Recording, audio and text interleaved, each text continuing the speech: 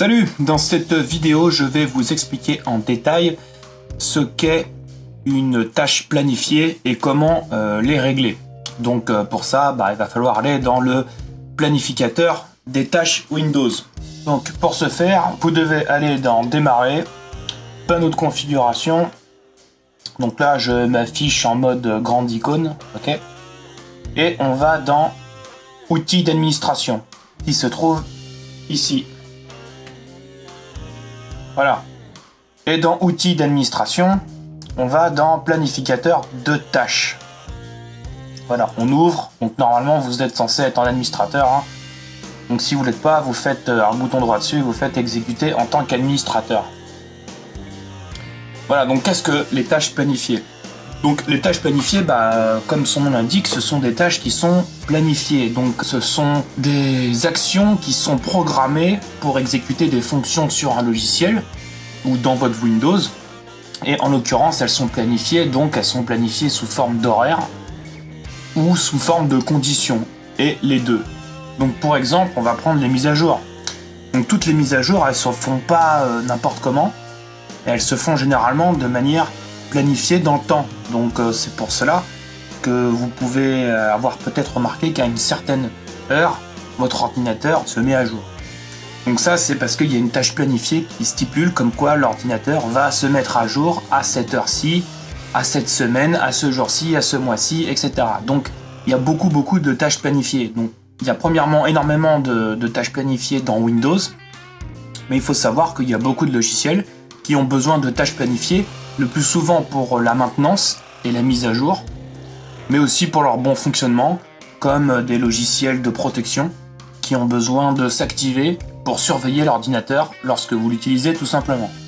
Voilà, donc on peut aussi programmer des tâches soi-même pour par exemple éteindre l'ordinateur à une certaine heure, à un certain moment de la journée, ou même démarrer ou arrêter un jeu, un logiciel lorsque vous le voulez, quoi.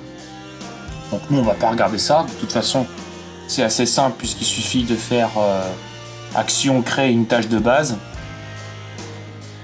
Voilà, et dedans on choisira le type d'action que l'on veut faire, etc. Donc c'est pas très compliqué, j'ai pas besoin d'expliquer ça. Nous ce qu'on va surtout expliquer ici en détail, ça va être toutes les tâches de Windows. Donc il y en a beaucoup.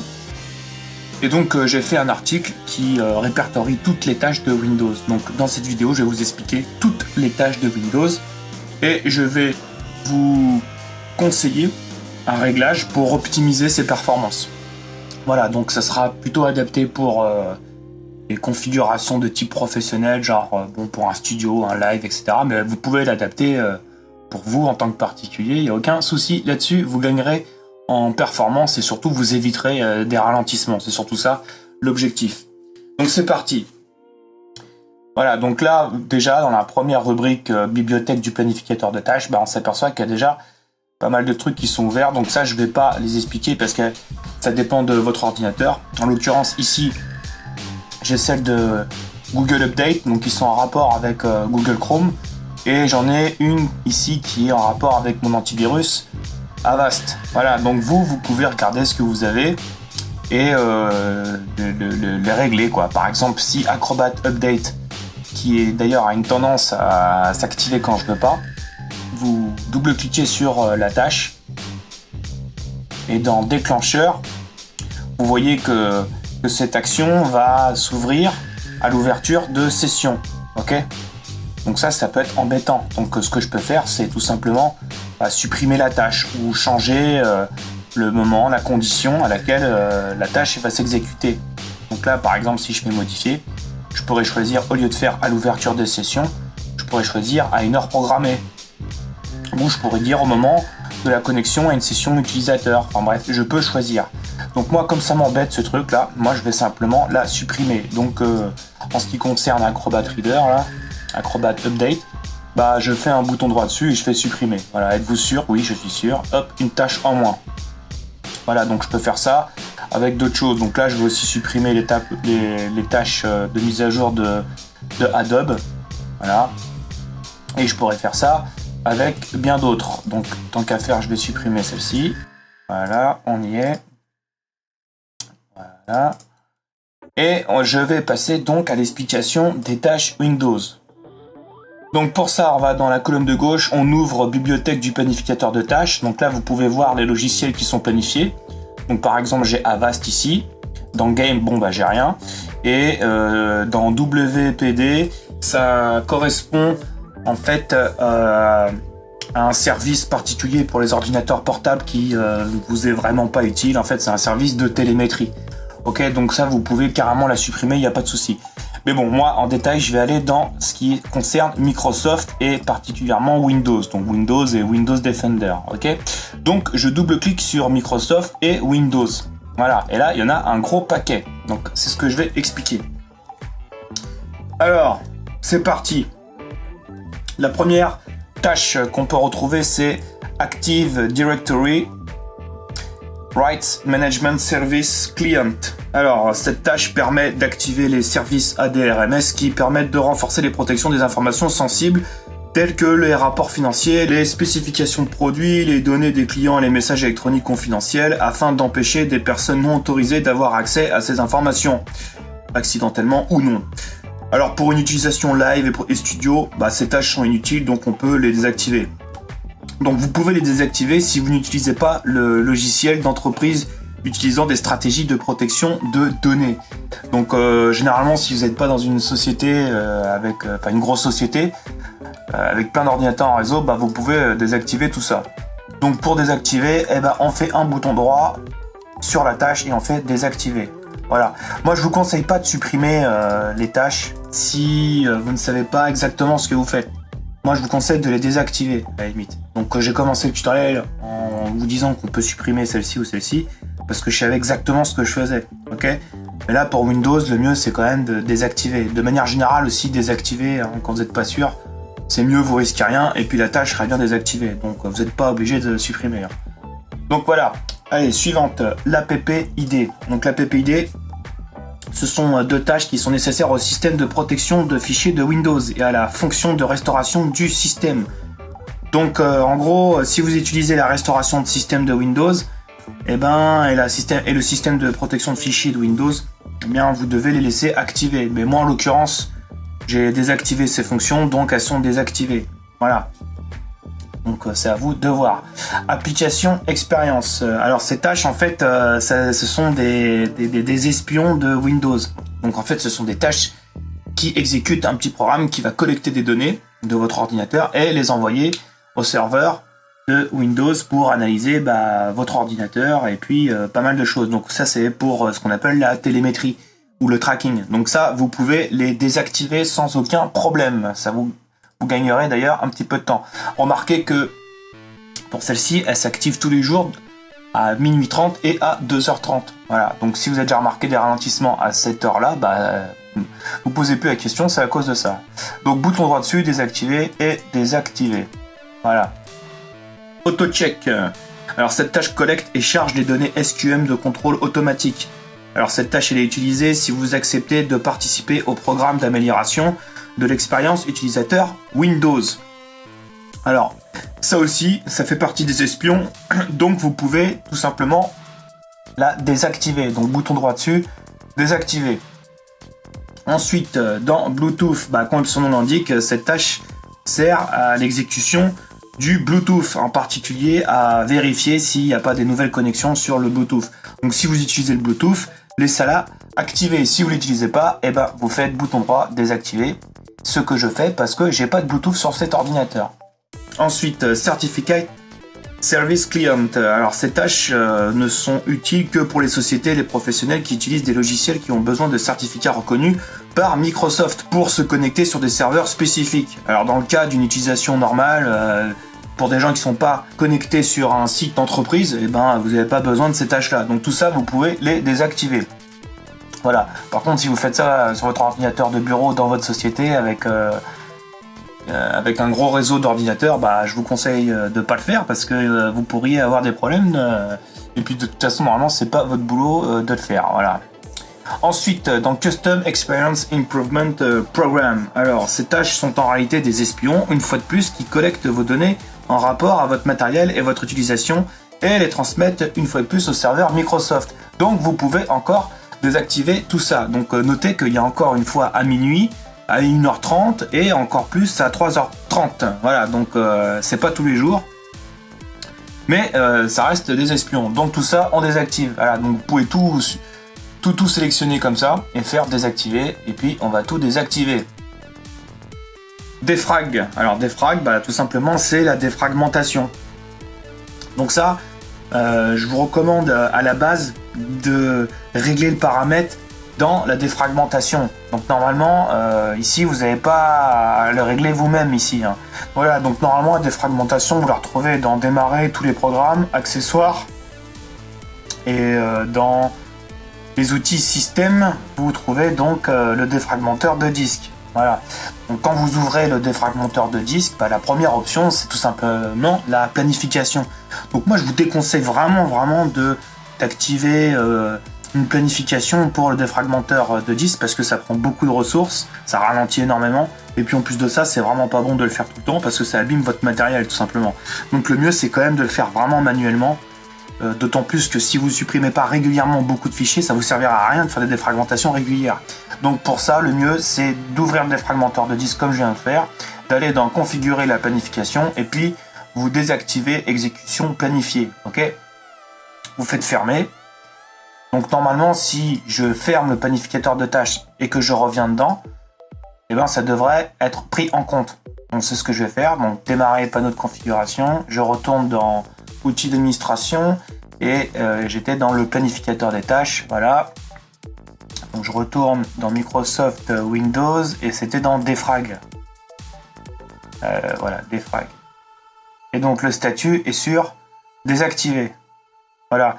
Donc il se trouve que il a fallu que c'est pas encore pris en compte parce qu'en fait il faut redémarrer. Tout simplement. Donc là, à la limite, je vais le faire manuellement. Donc bouton droit, désactiver. Et voilà, c'est fait. Ensuite, Diagnosis. Alors, Diagnosis, eh ben, c'est encore un espion qui collecte vos données. Voilà. Donc, n'hésitez pas, bouton droit, désactiver. Et c'est réglé. Disque Diagnostic, une fois encore, il s'agit d'espions qui concernent vos disques durs. Quoi. Donc, vous pouvez les désactiver sans aucun souci. Ensuite, location. Alors, cette tâche, elle est utile à la localisation de votre ordinateur pour certains logiciels et configurations. Donc, en fait, ce service va localiser votre ordinateur et puis après, mettre à jour votre localisation pour les applications qui auraient besoin d'avoir votre localisation, tout simplement. Voilà, donc si vous avez besoin, par exemple, d'activer la localisation quand vous êtes sur Google et que vous souhaitez par exemple surfer sur Google Maps, qu'on se souvienne de là où vous êtes pour pouvoir facilement vous faire un itinéraire, et ben laissez cette tâche exécuter, voilà, laissez-la programmer quoi. Sinon, comme moi, je m'en fous, je la désactive. Voilà, donc désactiver. Donc pour un max de perf, vous pouvez la désactiver. Ensuite, maintenance. Et une fois de plus, ce sont des espions. Donc pourquoi maintenance ? Parce qu'ils collectent vos données pour améliorer soi-disant Windows. Voilà, sauf que Windows 7 il est fini. Hein. Donc aujourd'hui vous pouvez largement éteindre la maintenance. Voilà, donc en fait ce sont encore des services d'analyse qui collectent les données pour adapter leur matériel. Donc ça c'est ce qu'ils disent. Donc vous pouvez désactiver ça sans aucun souci. Allez, on désactive. Media Center, vous pouvez en avoir besoin si vous utilisez évidemment Windows Media Center. Donc moi c'est pas le cas, donc je fais désactiver. Voilà. Ensuite, Memory Diagnostic. Alors ces tâches sont utiles au bon fonctionnement de l'outil de diagnostic de mémoire vive de Windows. Voilà, donc ça sert à l'outil de diagnostic de Windows. Donc pour ça, laissez-les activer et surtout ne les désactivez pas parce que vous auriez des problèmes pour utiliser les services, les outils de diagnostic de Windows. Ensuite, Mobile PC. Alors, Mobile PC, c'est des tâches utiles pour Windows Hot Start, qui consiste à programmer des boutons sur un clavier, par exemple. Alors, pour déclencher l'ouverture d'un logiciel, etc. Donc, il y a des claviers avec des raccourcis sous forme de boutons. Donc, ça sert justement à planifier ce genre de choses. Donc, moi, j'en ai pas, donc je les désactive. Mais si vous en avez, laissez-les activer parce que vous pourriez avoir des problèmes pour utiliser vos raccourcis de boutons que vous avez sur votre clavier spécifique, quoi. Voilà. Donc moi j'ai pas de clavier spécifique, j'ai un clavier lambda, donc je peux le désactiver. Ensuite, MUI. Alors, ces tâches sont utiles à la bonne prise en charge des langues de Windows. Alors, ces tâches-là, elles sont importantes et indispensables pour afficher Windows dans la langue que vous souhaitez. Voilà, donc ça, en fait, c'est les tâches qui concernent les langues de votre session. Donc, si vous désactivez la tâche, et ben, lorsque vous allez démarrer l'ordinateur, il va plus reconnaître votre langue.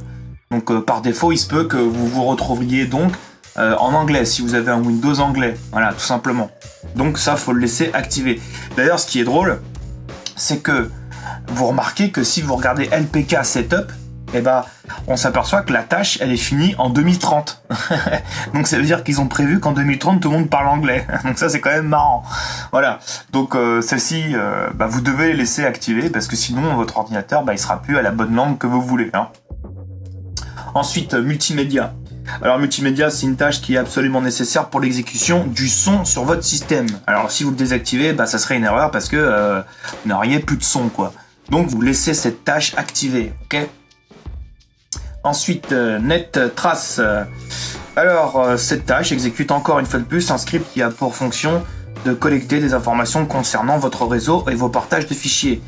En premier lieu, cette tâche n'est pas programmée pour s'exécuter temporellement. En second, celle-ci n'a pour la plupart des systèmes jamais été utilisée. À vrai dire, on se demande à quoi elle sert. Voilà, donc en fait, ce truc-là, NetTrace, comme son nom l'indique, en fait, c'est un tracking de là où est-ce que vous surfez. Donc c'est quand même inquiétant, dans le sens que dans ce service, dans cette tâche planifiée, en fait, il y a un petit fichier qui mémorise tous les sites, toutes les adresses de sites, plutôt des adresses de serveurs sur lesquels vous vous êtes connecté.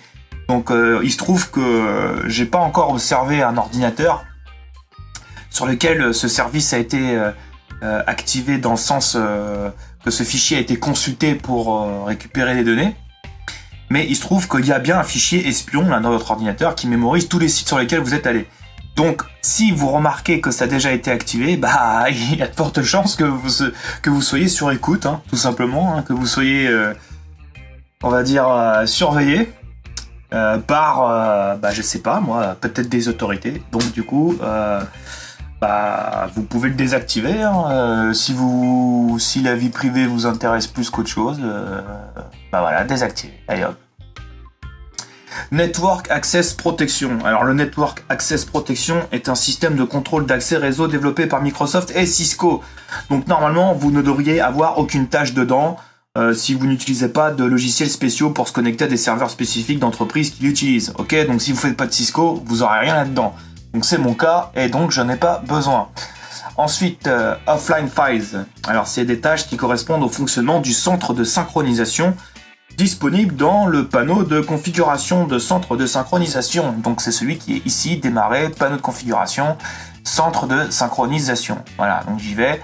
Donc ici, si vous avez des choses configurées pour synchroniser plusieurs disques durs ou des périphériques avec votre ordinateur, vous les retrouverez ici. Donc moi, comme j'en ai pas, elles sont désactivées.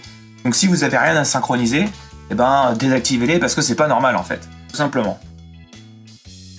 Ensuite, PerfTrack. PerfTrack, c'est des tâches c'est une tâche qui est attachée à des utilitaires qui permettent de mesurer la rapidité d'ouverture d'un dossier, d'une application, etc. dans un cadre logiciel et non matériel. En fait, c'est un petit service qui permet de mesurer la rapidité d'exécution entre le fait que vous ayez cliqué sur l'icône et le moment où le programme s'est ouvert. Voilà, donc ça sert à mesurer ce genre de choses. Ok, donc si vous n'utilisez pas de logiciels qui permettent de mesurer ce genre de service, ce genre de choses, vous n'avez pas besoin de PerfTrack. Ok, donc c'est pour ça que chez moi c'est désactivé et que chez vous ça devrait être aussi désactivé. Ok. Ensuite, PLA. Pas d'informations sur ce type de tâche. J'avoue, je n'ai rien trouvé là-dessus, je sais même pas ce que c'est. Donc, à la limite, c'est pas grave parce que j'ai rien dedans. Et normalement, je pense que vous aussi, vous ne devriez rien avoir dans ce dossier. Donc j'avoue, là, j'ai pas trop d'infos. Allez, on passe à l'autre. Power Efficiency Diagnostic. Cette tâche permet d'analyser le système pour détecter les consommations d'énergie trop élevées pour les stocker sous forme de rapport que d'autres applications pourront utiliser. Donc dans un objectif de performance maximale, vous pouvez désactiver cette planification. Voilà. Donc si vous utilisez par contre les systèmes de monitoring de Windows, c'est mieux de les avoir. Cela dit, moi, je préfère la désactiver et je vous conseille d'ailleurs de le faire parce que, en fin de compte, c'est juste un rapport, bon, voilà, qui est pas super important, quoi. Allez, désactiver. Ensuite, les racks RAC. Alors, ce sont des tâches qui permettent de déclencher les monitorings de stabilité propres à Windows pour les stocker sous forme de rapport que d'autres applications pourront utiliser. Alors, dans un objectif de performance maximale, vous pouvez désactiver le rack. Ok, donc c'est encore pour les diagnostics et les logiciels spécifiques pour faire des diagnostics. Ok, donc ça, désactiver. Le RAS. Alors, le RAS, c'est une tâche qui permet de fournir la prise en charge du basculement des connexions VPN pour la mobilité si leur interface sous-jacente tombe en panne. Alors, cette tâche n'étant pas programmée pour s'activer de façon périodique, mais uniquement en cas de panne, il n'est pas intéressant de la désactiver car elle ne dégrade en rien les performances du système. Voilà, donc effectivement, normalement, vous n'avez pas besoin de cette tâche. Donc, à la limite, vous pouvez la désactiver. Mais comme elle s'active que quand c'est utile dans un cas de connexion VPN, voilà, donc il n'y a aucun problème, vous pouvez la laisser. Ok ? Donc en gros, si vous faites du VPN, bah, vous devez l'avoir, et si vous ne faites pas de VPN, bah, vous pouvez la désactiver, encore que elle ne vous dérange absolument pas, parce que jamais elle s'activera. Ensuite, registrer. Alors cette tâche consiste à sauvegarder régulièrement votre base de registre Windows. Cela dit, vous pouvez très bien le faire manuellement et aussi cette fonction n'est pas obligatoire si vous voulez optimiser au maximum. Ok, donc ça fait partie de la restauration Windows en fait. Donc le registrer, ça sauvegarde votre registre. Ok, donc vous pouvez, vous devez plutôt la laisser activer si vous utilisez la restauration Windows. Sinon, vous pouvez la désactiver. Donc comme moi ici, je suis en train de faire une machine en super optimisé, je désactive. Ensuite, Remote App and Desktop Connections Update. Alors, ces tâches ne devraient être disponibles que lorsque vous avez installé et activé un système de contrôle à distance de votre bureau. Donc, moi, ici, j'ai pas installé de système de contrôle à distance. Donc, c'est pour ça que j'ai rien dedans. Donc, si vous avez quelque chose dedans, c'est que vous avez activé un système de contrôle à distance pour que quelqu'un puisse vous aider avec son ordinateur de chez lui. Voilà, donc si vous avez quelque chose, laissez-le, parce que normalement, c'est que vous avez fait en sorte que quelqu'un puisse vous aider de chez lui, quoi. Voilà, sinon, vous désactivez. Ensuite, Remote Assistance. Alors, cette tâche permet de lancer la vérification des modifications concernant l'assistance à distance dans la stratégie de groupe. Alors, cette tâche n'est pas temporelle et elle n'est activée que lorsqu'elle est nécessaire à l'assistance à distance. Voilà.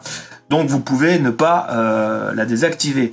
Évidemment, si vous n'utilisez pas de fonction de contrôle à distance, bien vous n'en avez pas besoin. Mais comme elle ne s'active pas toute seule et qu'elle ne s'active que si vous voulez prendre contrôle à distance ou que quelqu'un prenne le contrôle de votre ordinateur à distance, eh bien vous la laissez activer.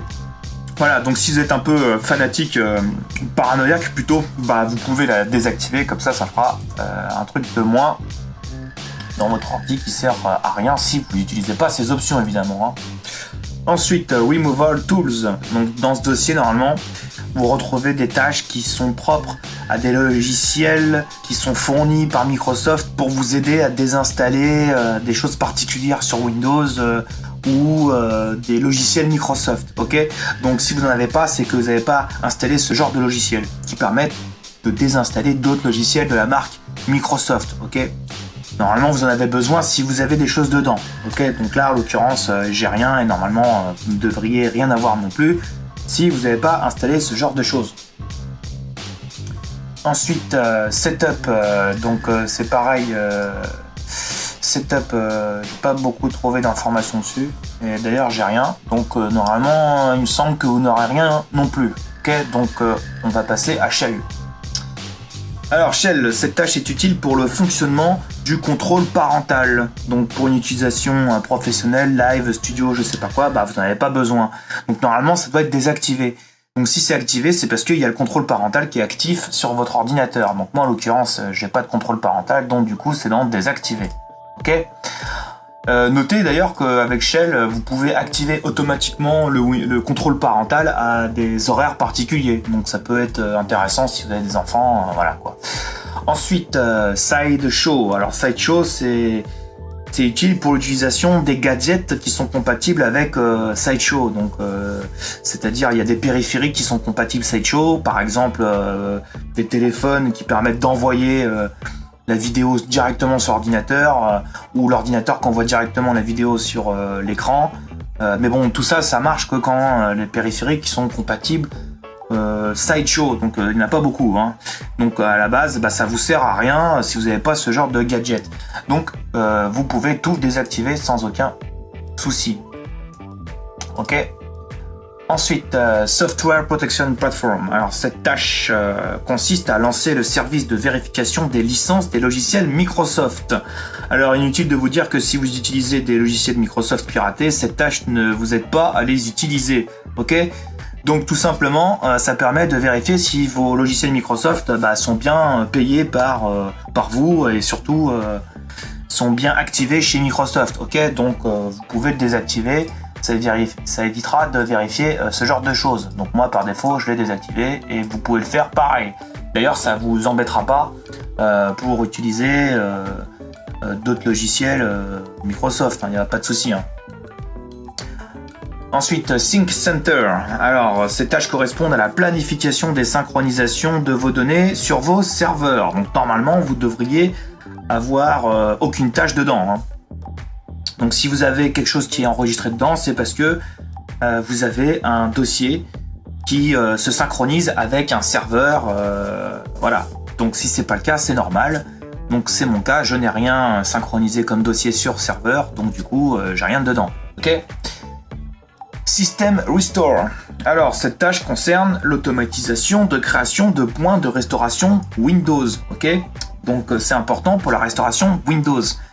Donc vous pouvez désactiver cette fonction si vous n'utilisez pas la restauration Windows, ou vous pouvez aussi changer l'heure. Ok, donc normalement, on préfère faire ça dans démarrer pas notre configuration, et normalement c'est dans sauvegarder et restaurer.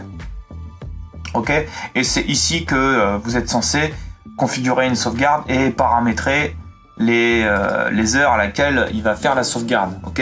Mais vous pouvez aussi les modifier directement dans le planificateur de tâches. Donc normalement, si vous n'avez pas de restauration Windows, vous devriez être en mode désactivé. Et si vous êtes en mode activé, c'est que vous êtes en mode restauration Windows. Donc voilà. Donc je vous conseille quand même de bien vérifier à quel moment le service s'exécute, parce que ça peut être embêtant que ça se passe des moments où vous travaillez. Ensuite, tablette PC. Donc tablette PC, si vous n'avez pas de tablette PC, vous devez rien avoir là-dedans. Voilà, tout simplement. Ensuite, Task Manager. Ça sert à gérer l'interactivité avec les fenêtres. Donc ça s'active que quand vous en avez besoin.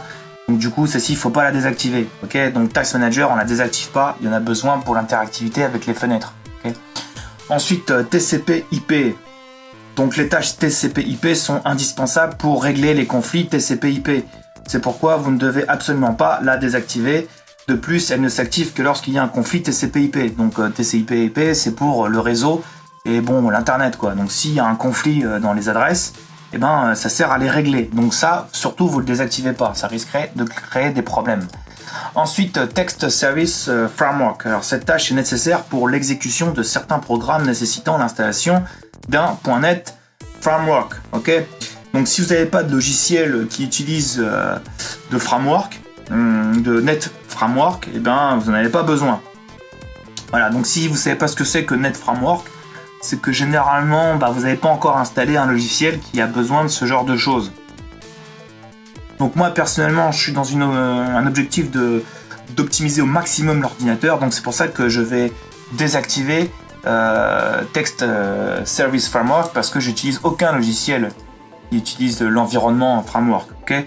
Mais bon, si vous utilisez un logiciel qui utilise cet environnement, par exemple Camtasia, je sais que Camtasia c'est un logiciel qui utilise le framework. Donc si le framework n'est pas activé à l'ouverture de l'ordinateur, il se trouve qu'il ne pourra pas se lancer et qu'il faudra que j'ouvre manuellement le framework pour pouvoir après utiliser Camtasia. Donc ça peut être embêtant. Donc dans mon cas, je vais pas laisser activer parce que je n'ai pas besoin de framework. Okay. Ensuite, Time Synchronization. Donc comme son nom l'explique, c'est tout simplement pour synchroniser l'heure de Windows avec l'heure mondiale, tout simplement. Donc vous pouvez choisir de la synchroniser ou pas. Donc moi, comme je le disais, je suis en objectif de maximiser au maximum les performances, donc j'ai choisi de désactiver. Ok, mais bon, si vous voulez que votre ordinateur soit toujours à l'heure, eh ben, je vous conseille de la laisser activer. Ok, on continue. Donc pour le dossier UPnP, donc en fait ce dossier il concerne les tâches correspondant au matériel UPnP, c'est-à-dire par exemple une imprimante Wi-Fi qui utilise le protocole UPnP pour se connecter sur votre ordinateur. Voilà, donc ça peut être d'autres périphériques. En l'occurrence, le plus connu, le plus populaire, ce sont les imprimantes Wi-Fi. Donc dedans, vous pouvez désactiver cette tâche si vous n'avez pas de périphériques qui ont besoin de se connecter sur votre ordinateur par UPnP tout simplement. Donc là, c'est mon cas, donc je fais bouton droit désactiver. Ensuite, User Profile Service. Alors, cette tâche consiste à déclencher la mise à jour du registre du profil utilisateur sur un réseau. Alors, cette option est utile uniquement pour les stratégies de réseau utilisées dans les entreprises. Par défaut, elle est désactivée et n'est pas utile lorsque vous ne faites pas partie d'une stratégie de réseau de profil utilisateur de type entreprise. Donc, normalement, vous n'avez pas besoin de ça et ça devrait être sur désactivé, ce qui est mon cas. Si c'est sur activé, il y a forte chance que vous ayez une stratégie de réseau de type entreprise. Donc normalement, il n'y a pas lieu de le désactiver si vous êtes en entreprise. Hein. Voilà, mais bon, pour l'utilisateur lambda, il faut que ça soit sur désactivé. Ensuite, WDI. Alors cette tâche déclenche un service qui permet de résoudre de manière interactive les problèmes de système détectés par le service de stratégie de diagnostic. Cette tâche n'est pas temporisée et ne se déclenche que lorsque le service de stratégie de diagnostic est activé. Autrement dit, vous n'avez pas besoin de désactiver cette tâche. Cela dit, si vous voulez vraiment optimiser au maximum votre ordinateur, vous pouvez le faire. Ensuite, Windows Activation Technology. Alors cette tâche consiste à lancer le service d'activation des logiciels Microsoft. Lorsque vos logiciels sont activés et que la tâche Software Protection Platform mentionnée plus haut, donc la tâche qui était donc celle-ci, Software Protection Platform. Donc si vous avez désactivé celle-ci, eh bien vous pouvez aussi désactiver Windows Activation Technology. Ok ? Donc comme son nom l'indique, il concerne les tâches pour vérifier les activations des logiciels. Donc par défaut, vous pouvez tout désactiver. Vous n'aurez pas de problème pour utiliser vos logiciels. Hein. C'est juste pour vérifier si les licences sont bien bonnes et bien validées. Hein. Donc vous pouvez désactiver. Ensuite, Windows Error Reporting. Donc cette tâche consiste à collecter et transférer au serveur de Microsoft toutes les erreurs et problèmes que vous avez rencontrés sans pour autant vous aider à les régler. Donc elle est en complément de l'option centre de maintenance que nous avons désactivée dans le tutoriel précédent. Voilà, donc vous pouvez aussi désactiver cette tâche qui prend un petit peu de ressources, donc c'est pas grand chose. Cela dit, vous aurez plus de gestion des erreurs qui s'enregistrent dans un fichier pour vérifier plus tard pourquoi vous avez planté. Là, on est vraiment dans l'objectif d'optimiser au maximum l'ordinateur. Donc nous, on va la désactiver. Désactiver. Ensuite, Windows Filtering Platform. Donc cette tâche ajuste le type de démarrage des services pour le pare-feu Windows.